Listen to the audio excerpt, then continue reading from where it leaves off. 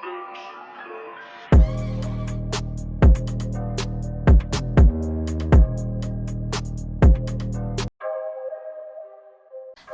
pecinta film, selamat datang di channel Studio Mini. Terima kasih telah mampir. Kali ini saya akan menceritakan horor terbaru 2021. Nah, dalam rangka Halloween di bulan Oktober ini, cus kita bahas film Halloween Kills. Halloween Kills adalah sequel langsung Halloween 2018. Film ini dirilis pertama kali di Venice International Film Festival pada 8 September 2021. Film ini melanjutkan kisah perjuangan Laurie Strode melawan teror Michael Myers. Teror Michael belum usai, sementara Laurie merasa Michael masih memburunya dimanapun ia berada. Di sisi lain, beberapa survivor yang pernah lolos dari teror Michael kembali diteror. Lantas, apakah yang akan terjadi selanjutnya? Apakah Laurie dan para survivor dapat kembali lolos dari teror Michael? Baiklah, mari kita langsung saja simak alur ceritanya. By the way guys, jangan lupa cemilan, kopi, tehnya disiapin ya, biar lebih seru.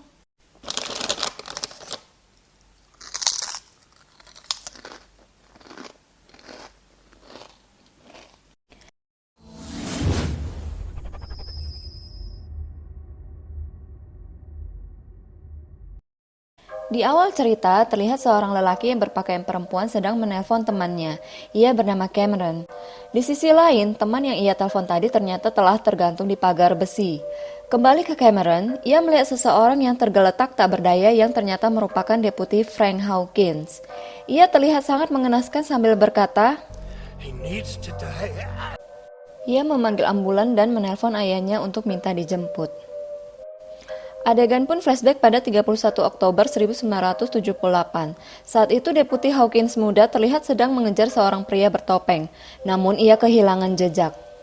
Deputi Hawkins kembali menyusuri jalan untuk mencari pria bertopeng bersama temannya Pete.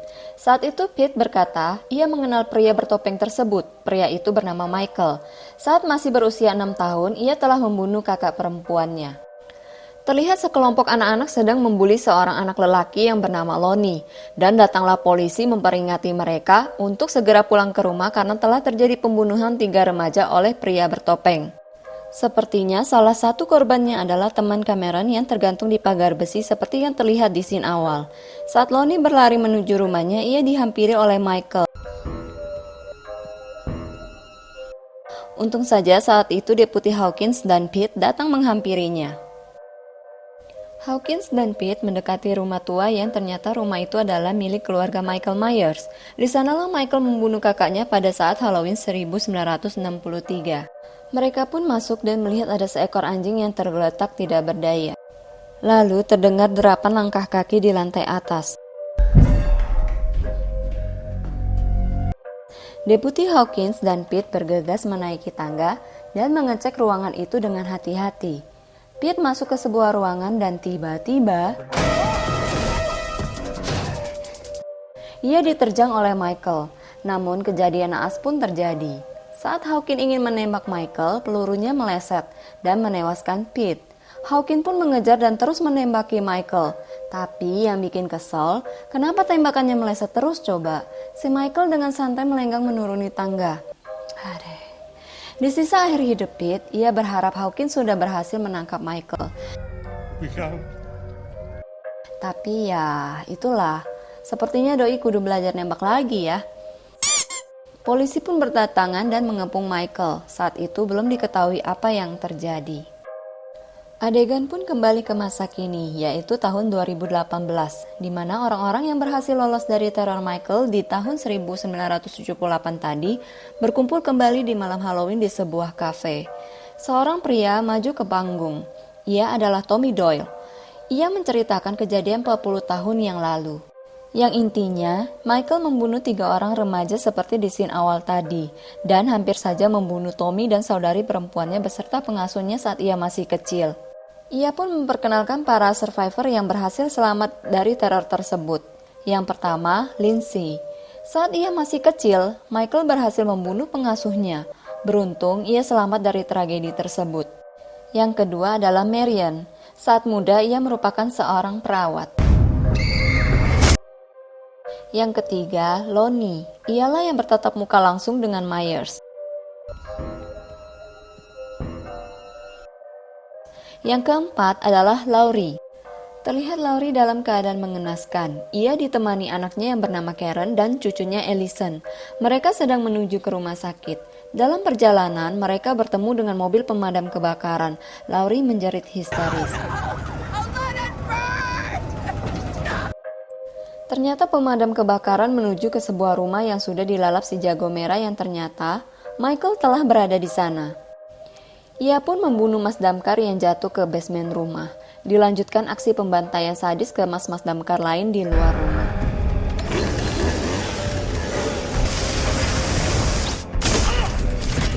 Adegan berpindah ke rumah sakit di mana Laurie yang akan dilarikan ke ruang operasi membuat Ellison dan Karen harus saling menguatkan setelah melewati kejadian traumatis di rumah yang terbakar tadi. Laurie dan keluarganya kembali diteror oleh Michael. Terlihat pula kejadian mengenaskan lain akibat ulah Michael terhadap sepasang suami istri yang sedang bermain dengan drone.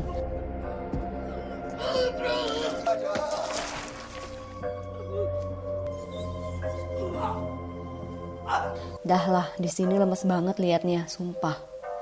Kembali ke kafe, di mana ayah Cameron ternyata adalah Lonnie dan akan segera menjemput anaknya. Di lokasi kejadian, terlihat korban pembantaian Michael berkelimpangan. Kabar ini langsung heboh dan disiarkan di televisi. Reporter juga menjelaskan ada orang yang melarikan diri dari rumah sakit. Diingat ya muka om ini. Namun belum ada konfirmasi dari polisi apakah ada hubungannya dengan kasus pembantaian ini. Ketika sepasang suami istri ini akan pulang, si istri melihat ada seseorang yang mencurigakan di mobilnya dan ia pun kembali meminta bantuan di dalam kafe. Tommy bersama yang lainnya menghampiri mobil itu, namun mobil itu langsung tancap gas dan menabrak tembok. Nah, ternyata orang ini yang ada di TV tadi, ia yang mengendarai mobil tersebut. Beruntung, ia tidak dihajar massa dan melarikan diri. Mereka menduga ini adalah ulah Michael. Di sisi lain, terlihat dua orang lelaki, kita sebut saja Ucup dan Ecep, yang lagi diprank sama anak-anak nakal.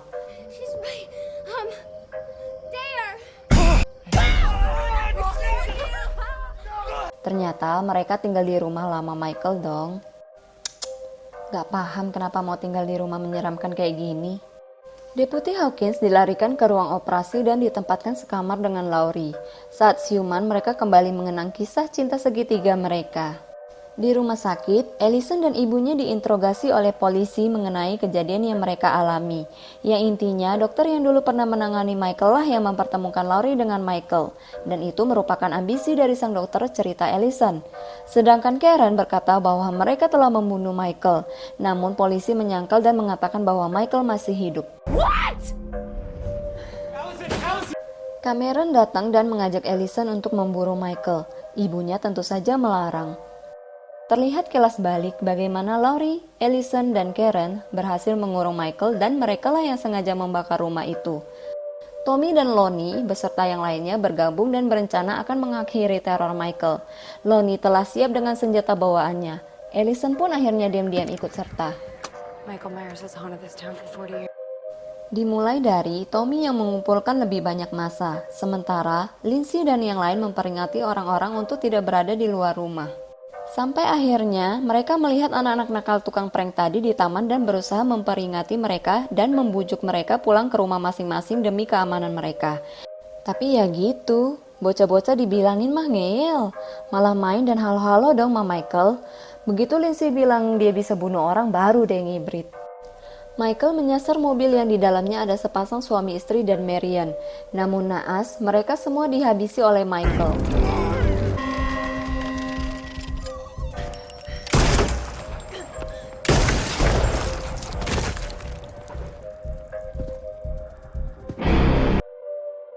Lindsay yang datang membantu sempat dihajar.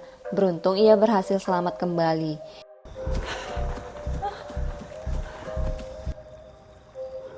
Ia berhasil dibawa oleh Tommy dan yang lainnya ke rumah sakit.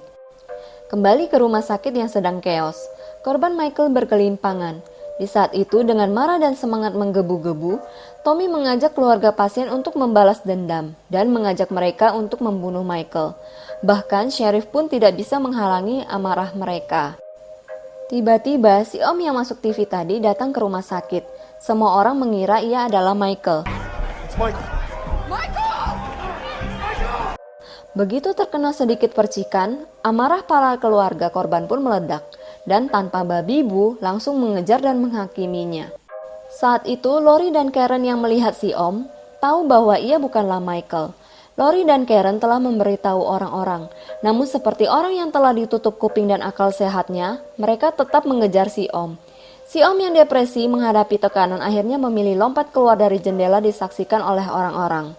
Saat itu, mereka baru sadar bahwa si Om bukanlah Michael. Not him, Tommy. Lori terus menyalahkan dirinya bahwa ia yang membawa Michael ke Haddonfield.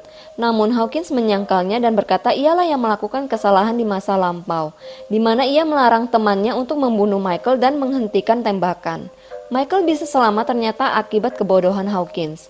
Namun ini menjadi penyesalan seumur hidupnya. Sebenarnya, Michael tidak mengejar Lori, melainkan dokter pribadi Michael lah yang membawanya ke rumah Lori.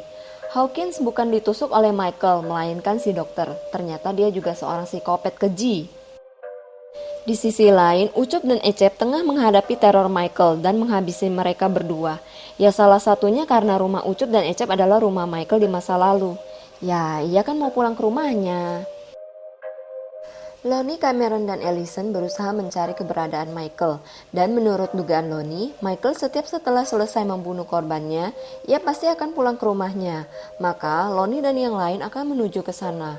Lonnie yang tidak ingin melibatkan Ellison dan Cameron, masuk sendiri ke dalam rumah itu. Tiba-tiba, terdengar suara tembakan dari dalam rumah. Cameron dan Ellison bergegas masuk untuk melihat keadaan. Awalnya mereka menemukan mayat Ucup dan Ecep. Cameron pun menemukan ayahnya tergeletak tidak bernyawa. Tiba-tiba Michael datang dan tanpa babi bu, ia menusuk Cameron bertubi-tubi. Ellison pun berusaha menolong Cameron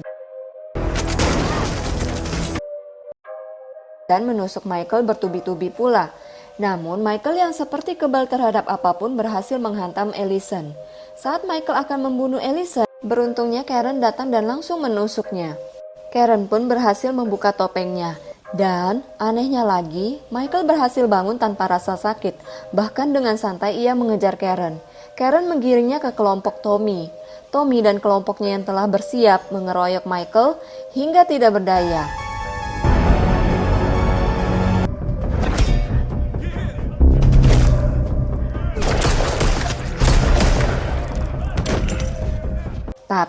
Tapi, dia bangun dan membantai semua orang dengan mudahnya. Tommy pun tak luput dari pembantaian. Karen yang menenangkan anaknya mengira Michael telah meninggoy. Ia pun memberanikan diri masuk ke dalam rumah menuju ke sebuah kamar. Dan seperti hantu, Michael datang dan membunuhnya juga. The end. Nah, gimana menurut kalian? Apakah si Michael manusia psikopat tanpa rasa sakit? Atau jangan-jangan dia hantu? Kok iya udah dipukul, dihujam, juga nggak bisa meninggoy? Silahkan komen di bawah ya. Sekian alur cerita film Halloween, terima kasih telah menyimak. See you on the next video. Ciao!